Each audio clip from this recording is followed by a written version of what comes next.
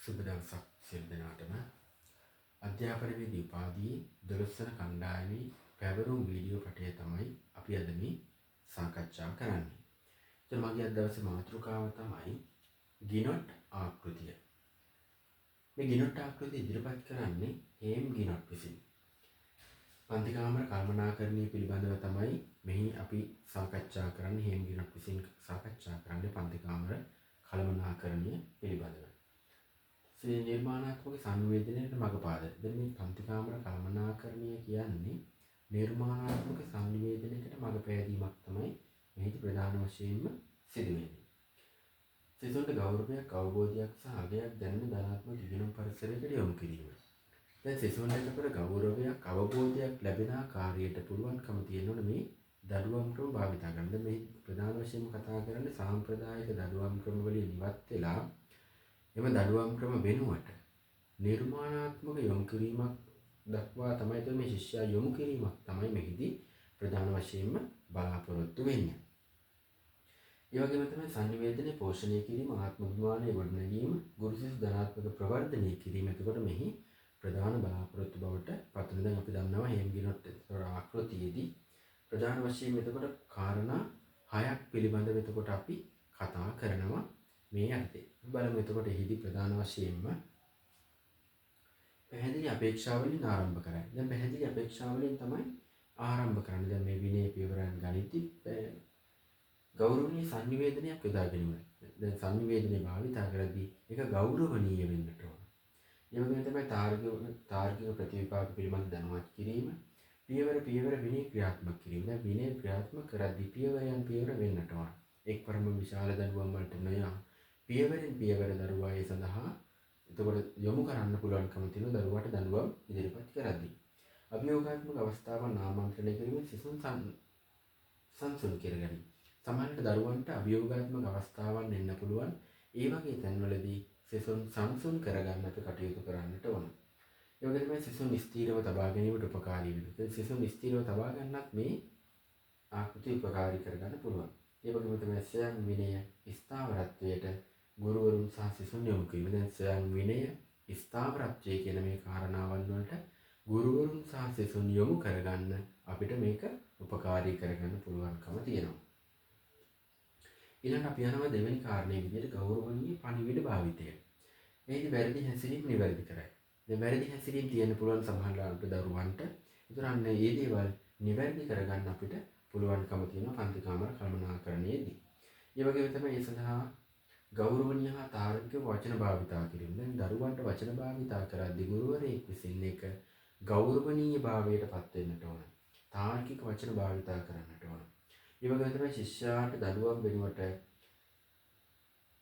ස්වයං ප්‍රවේශයකට යොමු කිරීම. දැන් හැම වෙලාවෙම දරුවන්ට දඬුවම් කිරීම නෙවෙයි කරන්නේ. ස්වයං ප්‍රවේශ වලට යවන්නට ඕන දරුවන්.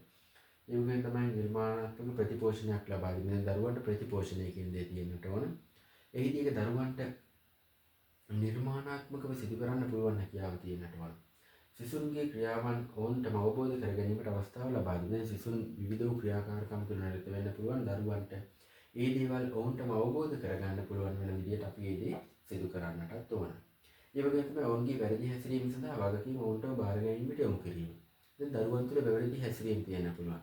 ඒතර මේ වැරදි හැසිරීම තියෙද්දී ඒකේ වගකීම දරුවන්ටම එන විදිහට අපිට පුළුවන් වෙන්න ඕන කටයුතු කරන්න.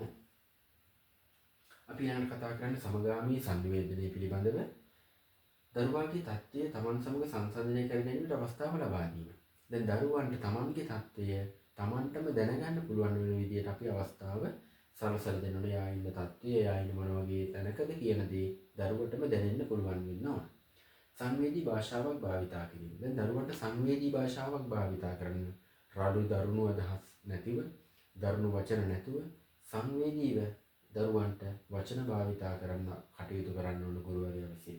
ඒ වගේම තමයි චිත්ත වේගයන් තහවුරු කිරීමට සහයෝගීතාවය භාවිතා කිරීම. දැන් විවිධ චිත්ත වේගයන් නැති වෙන්න පුළුවන්. ඒතකොට අපිට තුල සහයෝගීතාවය කියන දේ තියෙන්න ඕන. සිසුවාගේ සිටිවිලි හැඟීම් ප්‍රකාශනයට අවස්ථාවක් විශ්වාසනීයත්වයක් ඇති වෙන. දැන් දරුවා සමහර වෙලාවට විශ්වාසනීයත්වයේ කියන දේ දරුවට තියෙන්නට ඕන. තමන්ගේ ගුරුවරයා පිළිබඳව. ඒතකොට අන්න ගුරුවරයා විසින් සිසුන්ට ඒ විශ්වාසනීයත්වයේ ගොඩනැගෙන ආකාරයට හැඟීම් ප්‍රකාශ කිරීම තියෙන්න ඕන. දැන් අපි දකින සමහර වෙලාවට සමහර දරුවෝ ඉන්නවා මේ දෙමව්පියන්ටවත් නොකියන බොහෝ දේවල් සමහරලාට තමන්ට ළඟ ගුරුවරයෙක්ට කතා බහ කරලා තමන් සතු දේ කියන්න පුළුවන් හැකියාව දෙන්න, තමන්ගේ දේවල් ප්‍රකාශ කරන්න පුළුවන් හැකියාව දෙන්න. එතකොට අන්න ඒ සඳහා අපිට මේක උපයෝගී කරගන්න පුළුවන්කම තියෙනවා. ආත්මාභිමානය ගොඩනැගීම. දැන් හතරවෙනිට අපි කතා කරන්නේ ආත්මාභිමානය ගොඩනැගීම. මේකේ සිසුවාට ධනාත්මක අභිමානය ගොඩනගා ගැනීමට අවස්ථාව ලබා දීම. සිසුන්ට මේක තියෙන්නට ඕන ධනාත්මක අභිමානය ගොඩනගා ගන්න. ඔවුන්ගේ හැකියාවන් විශ්වාසයෙන් වර්ධනය කර ගැනීමට උපකාර වෙන දරුවන් තුළ තියෙන පුළුවන් විවිධ වූ හැකියාවන්. එතකොට මේ දේවල් ඒ දරුවන්ටම තහවුරු කරගෙන වර්ධනය කරගන්න අපි අවස්ථාව සලසලා දෙන්න ඕන. ගුරුවරු යහපත් භාෂාව දිරිගැන්වීම, ධනාත්මක ශක්තිමත් කිරීම, භාවිතා කිරීම. දැන් ගුරුවරයෙක් වුණාම යහපත් භාෂාවක් භාවිතා කරන්නට ඕන.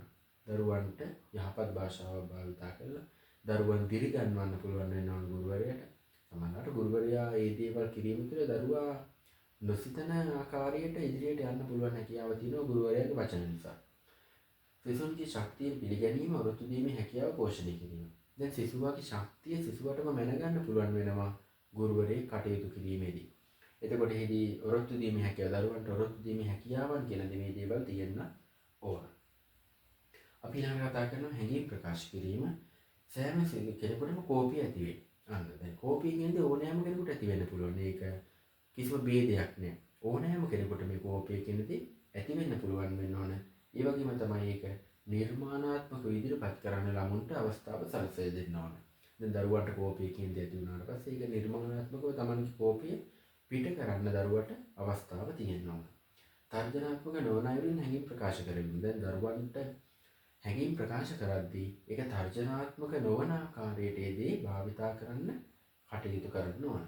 ගැටුම් නිරාකරණයේ කුසලතා ආදර්ශනය ඔවුන්ගේ හැඟීම් ප්‍රකාශ කිරීමට අවස්ථාව ලබා දීම. ඒතකොට මේ කියන විදිහට අපිට බොහෝ කරුණු කාරණා මේ යටතේ කතා කරන්න පුළුවන්කම තියෙනවා. ඊළඟට අපි යනවා උපහාසයෙන් වැළකීම. උපහාසය සිසුන්ගේ ආත්මාභිමානයට හානි කරයි. දැන් උපහාස කිරීම දරුවන්ට උපහාස කරන්න හොඳ නැහැ. ඒතකොට ඒක දරුවගේ ආත්මාභිමානයට හානියක් බවට පත් වෙන්න පුළුවන්. පැහැදිලි ධනාත්මක සහ තහවුරු භාෂාවක් භාවිතා කරන දරුවන්ට හොඳ භාෂාවක් භාවිතා කරන්නට ඕන. ඒ වගේ තමයි සංනිවේදනයේ ගෞරවණීය ලෙස භාවිතා කරන සංනිවේදනය කියන දේ ගෞරවණීය වෙන්නට ඕන. ඒ ගෞරවණීය භාවිතාවක් බවට අපි පත් කරගන්නට ඕන.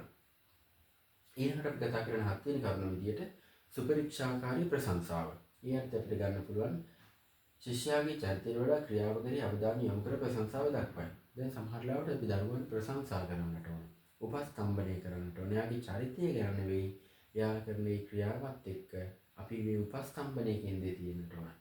සිසුන්ගේ උත්සාහය ප්‍රගතිය ජයග්‍රහණ ඉස්මතු කළ යුතුයි. දැන් දරුවෝ ගන්න ජයග්‍රහණ ප්‍රගතිය මේ දේවල් අපි ඉස්මතු කරලා දරුවන්ට පෙන්වන්න ඕනේ. යාගේ ජයග්‍රහණයෙන් ඉස්මතු කරලා දෙන්න කටයුතු කරන්න ඕන. ඒ වගේ තමයි ඍණ ගතිකත්වයෙන් මිදීම, සමවයස් මිතුරන් සමග සංසන්දනය නොකිරීම. දැන් ඍණ ගතිකත්වයට යන්න හොඳ නැහැ. නිතරම පහත් කරන්න හොඳ නැහැ. ඒ වගේම තමයි තමන් අසුරු කරන්නේ සමවයස් කණ්ඩායම් සමග නිතරම සංසන්දනය කරන්න යන්න හොඳ නැහැ. ඒ වගේම තමයි සිසුන්ගේ විශ්වාසය අභිප්‍රේරණය ගොඩනැංවීමට උපකාරී වෙන තුරන් සිසුන්ගේ විශ්වාසය තමයි දරුවන්ගේ අභිප්‍රේරණය ගොඩනංවන්න ප්‍රධාන වශයෙන්ම බලපාන. එහෙනම් මේ කියන විදියට අද දවසේ අපිට කතා කරන්න පුළුවන්කම තියෙනවා මේ හේම්ගිරොට් විසින් භාවිතා කරන්නට යෙදුණු මේ පන්ති කාමර කළමනාකරණය පිළිබඳව අපිට අද දවස් තුල කතා කරන්නට යෙදුණා. එහෙනම් සියලු දෙනාටම තෙරුවන් සරණයි.